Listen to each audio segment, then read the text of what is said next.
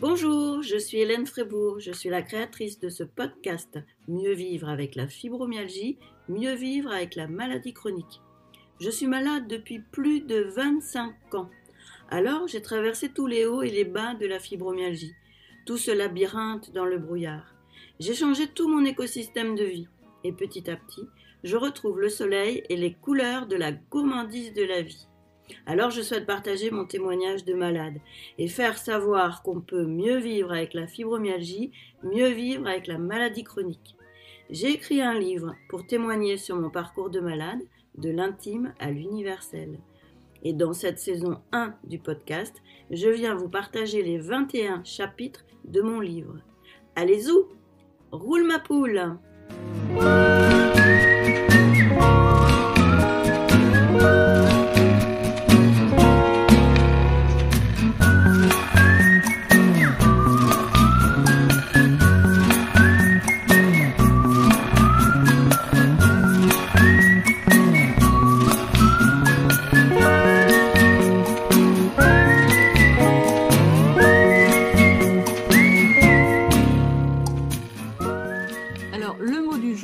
Les mots du jour, reconnaissance et confiance en soi.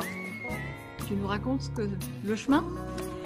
Si on pouvait classer, je dirais que c'est le premier fracas pour le malade de la fibromyalgie. C'est le manque de reconnaissance. Je te l'ai dit déjà multiples reprises dans d'autres épisodes. Errance, déni, fibroscepticisme, brouillard, bataille, labyrinthe, gestion du stress et cortisol. Bon. Et si on pouvait transformer toute cette énergie contre en une énergie pour, ça serait pas mieux ? Parce que, qui dit manque de reconnaissance dit perte de confiance en soi, qui dit déni dit déconfiture, et qui dit miroir déformant dit image de soi déformée. Tu vois le tableau ?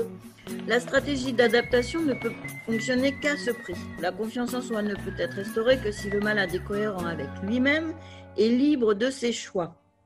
Oui, tout ça, ça passe par une bonne communication avec les autres, non ? Ben oui, le malade de fibromyalgie se trouve en situation assez impérieuse de développer sa communication pour expliquer, clarifier, mettre des mots sur tous ces mots. Faire la part des choses entre les perceptions d'une situation et les interprétations. Évaluer le factuel, jauger sa vision filtrée et mettre le tout en perspective avec les perceptions et interprétations des autres. Bon, c'est pas si simple, mais c'est indispensable pour garder le cap sans être ballotté par les remous de la mer déchaînée des incompréhensions qui décalent tout, fracassent de plein fouet la confiance en soi. Le cap, c'est soi, c'est le sens donné à sa vie.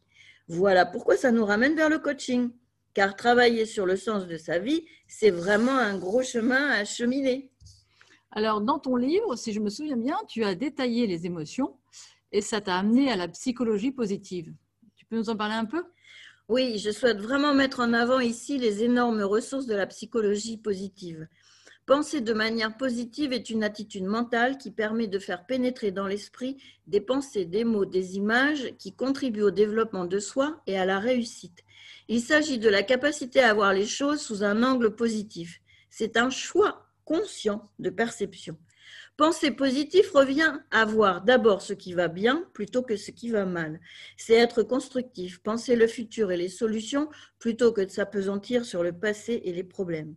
Cela favorise très nettement la confiance en soi, l'estime de soi et aussi la qualité de la communication avec les autres.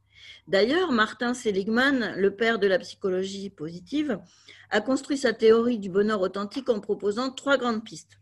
Mener une vie agréable avec joie, émerveillement et tendresse. Mener une vie engagée, et là on rejoint les courants de la pleine conscience et du flow, et puis aussi mener une vie pleine de sens. Et oui, toujours le fameux sens, le cap, la mission de vie. Tout un programme, tu vois. Ça nous ramène à l'autonomie, tout ça, non ? Ton grand moteur. Oui, alors que la psychologie essaie de guérir la souffrance, la psychologie positive propose tout simplement de booster ses talents et ses forces pour vivre plus heureux. Et c'est là le meilleur moteur de la confiance en soi. Restaurer l'estime de soi permettra alors d'affronter les difficultés en étant plus solide sur ses bases positives et renforcées.